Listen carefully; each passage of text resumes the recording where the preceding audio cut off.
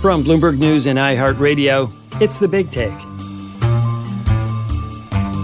I'm Wes Kosova. Today, we go out in the city looking for rats.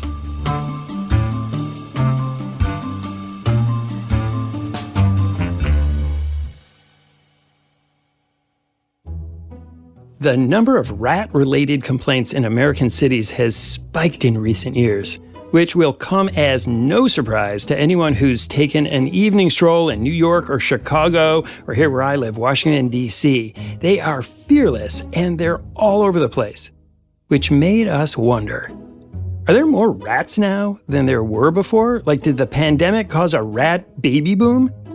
Cities have tried and failed for decades to control rat populations without much luck. So what can be done to get rid of them?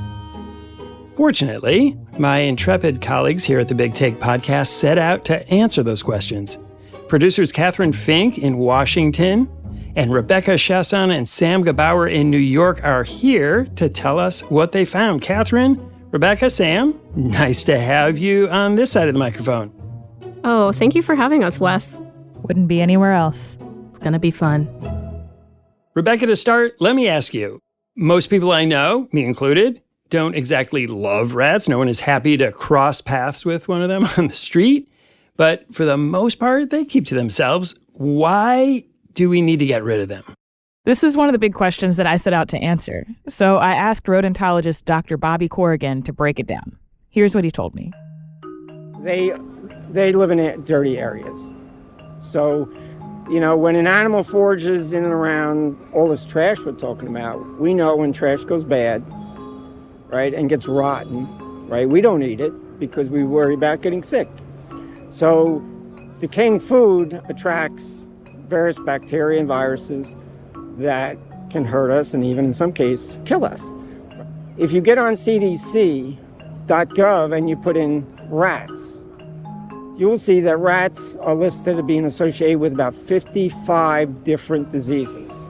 So disease is the second thing. The third thing that's often overlooked is rats get in, we look at all these buildings around us. Well, I can guarantee you we're looking at about 8 fairly old apartment buildings right across the street here. Rats have been in those ceilings, and they will make their burrow instead of the earth. Their burrows will be in between each floor.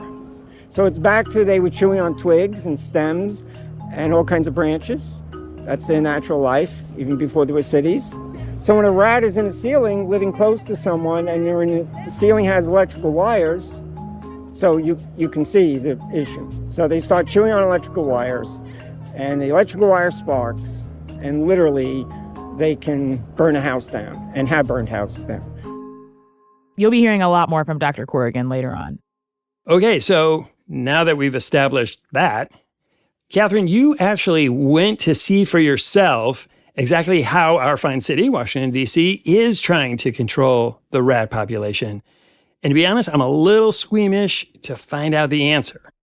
Maybe for good reason, Wes. That question led me to the Brightwood neighborhood in Northwest D.C. So you the crew? I'm the crew. It's just me. You have a much bigger crew than I do. Scared of rats? I'm not scared of rats. Am I about to see a lot of rats? Yeah. Yeah? You're going to probably see them running. Okay. I might need to give you a shovel then so you can do some work. As long as I can do it with one hand, I'm willing. This would be a perfect place for me to bring people that if they want to smell rat. I wish I could bottle it up and sell it. What do rats smell like to you? Take a rat. Okay. Oh yeah, that's bad. That's not good. You might need to get a shovel, Kathryn. Okay, how did this little meetup come about?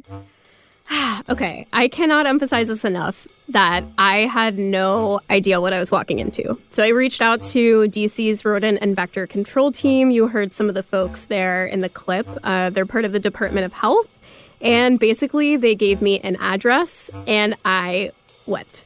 That is all I knew going in. So that smell I referenced was coming from this big shed that was full of garbage cans in front of an apartment complex. And the rodent control team told me that this is a rat hotspot. They estimate that over 20 rat burrows are underground there. And just for context, a burrow is at least a dozen rats. And 1 to 2 burrows is pretty typical in a residential yard. So that kind of gives you a sense of just how bad the problem was. So about 240 rats. The team comes to treat the site about every 2 weeks. So how many people are part of this team that's doing this treatment? When I got there were about 7 guys or so. They all had shovels in hand. I had no idea what the shovels were for or what I was about to see. And then they turned on the machine. Ready to fire it up? Let me get in the war zone.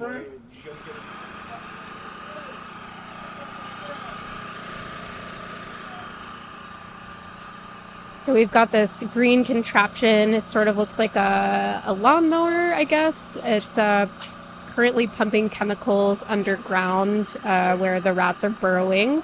So occasionally we're seeing some pop out of the holes. Oh.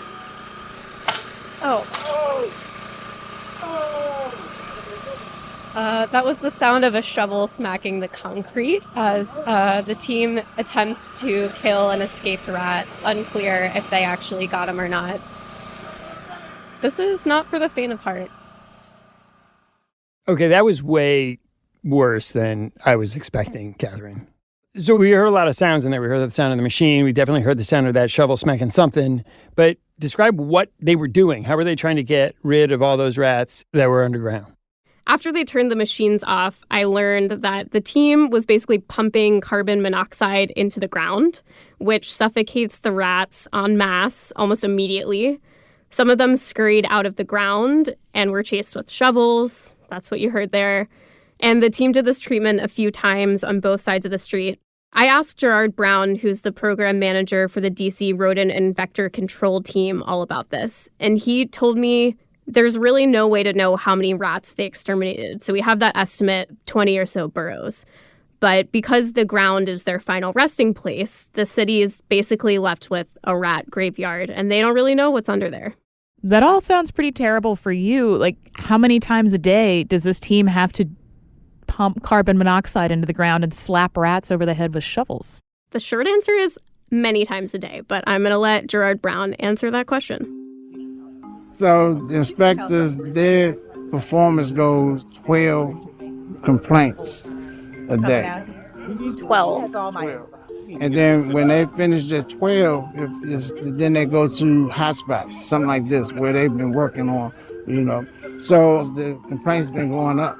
Yeah, I read somewhere that last year the complaints had doubled or even more than doubled since 2018.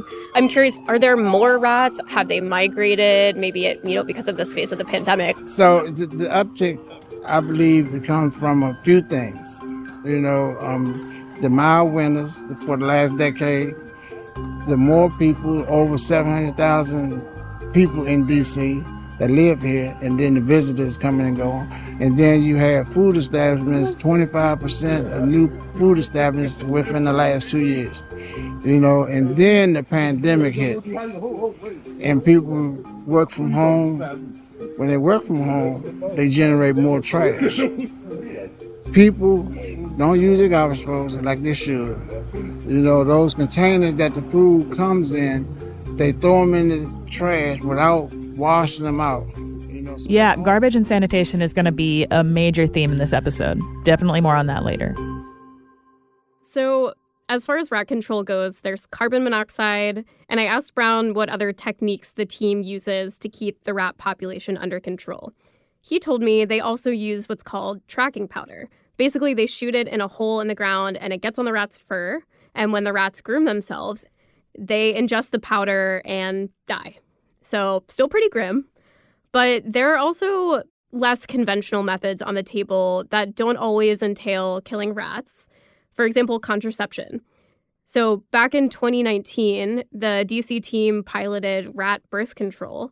I also wanted to ask Brown about something I'd read about that was happening in Chicago, using feral cats to fight the rats. We're not planning on using cats. But it's a company that has dogs, mostly terriers. But we get pushback, people don't want dogs killing rats. So we're not going to do that. Got it. I wish we could. Yeah. I'll go buy a whole bunch of them. Yeah, I'm on leashes. Kathryn, listening to all of this, it seems like cities are just not up to the job. Like the rats are gonna win. How did all of this end? How did you leave it?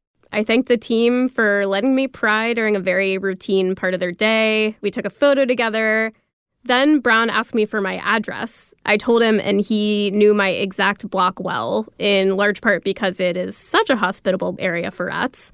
He said that he's going to bring the team by sometime to help get this problem under control. So that was pretty exciting.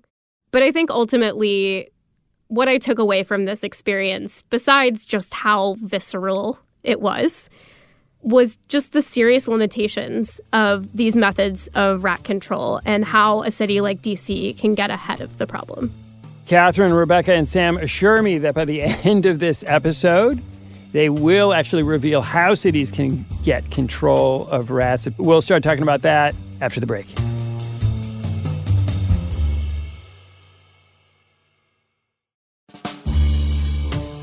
All right, Rebecca, you've answered my question. Why do we have to get rid of rats? Kathryn told us they're really hard to get rid of. What do we do? Yeah, so I've never had any particular fondness for rats out in their natural urban habitat. But through the reporting process on this story, I realized that I actually have no idea what the answer is to that question. So I reached out to somebody I knew could help me out, Dr. Bobby Corrigan. This man has a PhD in urban rodentology from Purdue. He consults with U.S. cities on their pest problems, and basically any question you have about rats, he can answer it. He answered all of my questions ever so patiently, all while we were taking what he called a rat walkabout around the city. Oh, see over here. There's one right there. Just scurried underneath the rolly bin, and there he goes down that ramp. Yeah. This was a little unexpected because around this time it was about 10:30 in the morning, and according to Dr. Corrigan, that is long after a rat's general bedtime. I usually say 2 hours past dusk is your rat o'clock. It didn't seem like all that big a threat just to see one rat hanging out on this plastic dumpster. But behind us was a trash can with an ad that said the opposite. Says a little litter can lead to big problems. And there's a silhouette of a big, scary, we got to make rats scary, It's Hollywood. They love to make rats scary. Some great scientists out in Vancouver, they published a paper in 2019 showing that when rats get close to us and live in our quarters, psychologically, it really whacks us out. We can't deal with it. We feel attacked. We feel invaded and so forth. So we cannot have our serenity in our own nest that we depend on. And you see a rat scurry across your living room floor when you sit down to relax, or in your kitchen when you get up at night to get a snack or something. A rat goes across the kitchen sink. You're not going back to sleep. Dr. Corrigan told me to figure out how to get rid of the rats, you've got to figure out what makes them tick. When I was a kid, I loved Sherlock Holmes. So I think that's why I'm a rodentologist, it's always Sherlock Holmes. And so when I walk about in parks, I usually typically want to see where their burrows are. It's a little bit like I like to trout fish with fly fishing, and you learn how to read the stream. So there won't be burrows any old place in a park. There'll be burrows specifically in some areas in the park, and that's what we're going to look for. Now, one of the things I'm going to be visually searching for, is to see anything heavy, like ornamental rocks that we may plant or naturally occurring rocks. So right here we have a very large rock. You'll notice this big mound of soil here with all the gravelly look to it. That tells you that's the main entrance. So rats have a nest that is typically 6 feet long and has 3 doors. One is the main door, and 2 are what we call escape holes, or We could think of them like we have side doors and back doors to our own homes. But this is classic. There's another factor here, as I keep stressing, and that is, even though that would make good for a good apartment complex, the question is it in fairly close proximity to getting out of the house, getting to their food quickly, and getting back to their house safely? Because we have a major thoroughfare right out on the street here, and you'll notice restaurants, right? So from here, even, along the street in any direction is within the home range of these rats easily. Research has shown, good research, recent research has shown, a city rat, it can start at 90 feet in any direction for the short end of the home range and go all the way up to 490, 500 feet in any direction. So these rats are going to benefit probably from the bounty of what that busy street with the restaurants offers. From there, Dr. Corrigan and I left the park, and we kept on trucking, and our walkabout continued down one of the side streets nearby. So in the park, you were looking for hard surfaces that they could burrow under. Now we're walking on sidewalk, and there's asphalt streets to the left. What are you looking for here? What I'm looking for here is, as sidewalks, as I was mentioned earlier, as they get older themselves, we will see the old sidewalk is deteriorating, right? And the corner's kind of falling apart. There's chunks missing. For me, every time I see any kind of a shadow or a crack, when I walk with my wife, sometimes we're going someplace fun for dinner or something, and she can tell like, okay, you're looking for rats. We're going to have a good time, right? I'm like, you bet, we're going to have a great time. So, it's hard to shut it off. Sometimes, I guess, is my point. But that's, I don't know, the world of a rodentologist. It's, how can you shut it off? So, here we have this, cobblestone, and it's very active. Yeah. We can see. Yeah. Thank you. You hear he said, it's a home for rats. He must live here. So it's very, it's in our face all the time. All the time. In a city that's getting older, there are holes and harbors for rats all over the place. After maybe 20 minutes with Dr. Corrigan, I couldn't stop myself from interrupting him every couple minutes or so. What's that? What about that one? These little holes and cracks in the sidewalk. I just couldn't stop seeing them. But he told me that there are some simple telltale signs to tell the difference between a hole and a home. So that's a hole, and it's very active. And the reason you would know as a rat detective kind of thing that it's very active, as when rats travel, one is they lose hair, but two is their coats are always dirty and greasy. And they don't have shampoo. So as they come and go, you will notice right here. A grease stain. There was this little oblong hole right on the edge of the sidewalk, and it has this kind of dark brownish, grayish, vaguely shiny but too dirty to be called shiny splotch just to the right of it. And that's how he knew that this was a rat port of entry, the grease stain. Disgusting, illuminating. Rebecca, you told me about this recently, and I saw the photo you took. And I have to say, it really changed things for me. I've told everyone, my parents, my roommates, I am always on the lookout for that grease stain now. Yeah, it's now a regular part of my nightly walks is to look for these grease stains. I, however, am going to do everything I can not to see any grease stains. Well, for anyone who's also looking for other signs, maybe there's not a grease stain, but you still feel convinced that there's a rat neath that sidewalk, Dr. Corrigan told me that's another telltale sign. As the rats tunnel, they leave the sidewalk without support underneath. They dig out all the dirt, and so then there's just empty space, and that can't hold up the heavy sidewalk.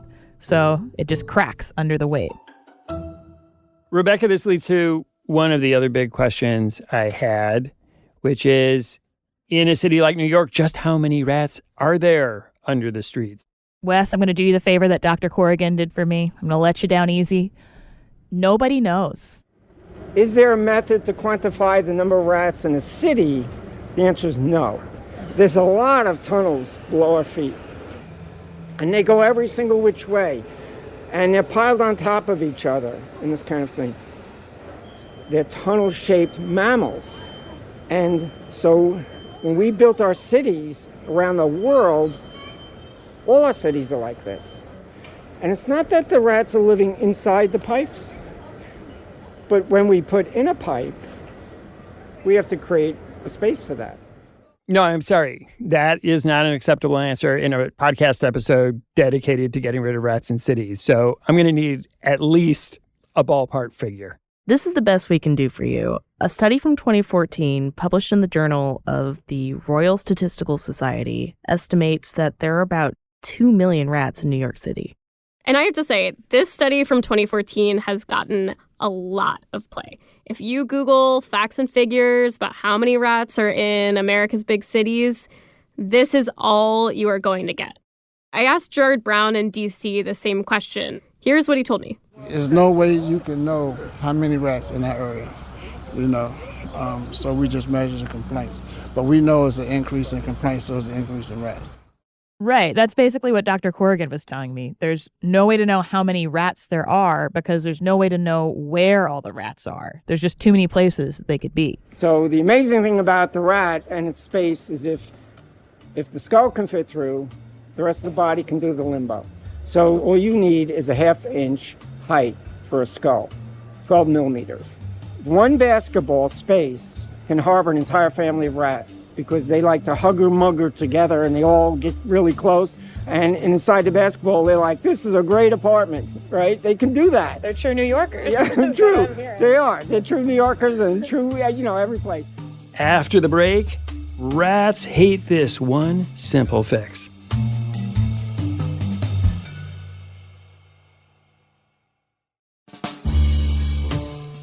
So all over the world, in my contacts and my travels for cities I do surveys in, rat populations are up globally. We're not sure why, but, the scientists, we get together and we think along these lines. Global warming, the winters are less severe. Repeatedly, for the past decade, we've had the warmest decade in old history. That's one thing. 2 is human populations are increasing. More humans, more trash, more protein. Cities are getting older. Whatever city you want to pick, they're getting older. As the city gets older, the infrastructures keep deteriorating. That's why I pointed out the patches here. So as buildings deteriorate, the foundations deteriorate, the sewers deteriorate, infrastructure deteriorates, we create more inaccessible harborages for an animal that only needs 12 millimeters. At this point in the walkabout, I was kind of starting to get it, why killing the ones that we can find just doesn't quite cut it as far as controlling the population. Dr. Corrigan told me an example of a better solution was in a pretty surprising place, the pandemic.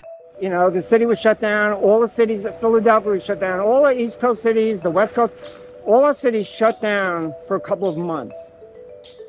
We were like, no restaurants. The rats themselves were stressed. So when they used to come out at night in any city and try to get food, in what used to be every night the dumpster had food. Well, no more dumpster. They need food just like we need food. So I was doing surveys right after the pandemic shut down. I saw rats going at each other. I saw rats attacking each other. I saw colonies completely leave the area for parts unknown, probably residential trash, quite frankly. But after that, we heard their numbers. We don't know by how many, probably hundreds of thousands, maybe millions of rats succumbed during that period also. Gerard Brown in D.C. told me earlier that COVID led to a huge surge in residential trash because so many people were working from home. So in D.C., at least, in those early days, neighborhood rats had a field day. But I guess the bottom line here is that there's a direct link between the amount of garbage in an area and the size of the rat population. Rats cannot thrive without nearby trash. Remember how we said they only travel a few hundred feet? That means in a place like New York City, rats who'd made restaurant leftovers their food staple were down on their luck in 2020. Yeah, and rat populations here in New York actually fell to historic lows during lockdown.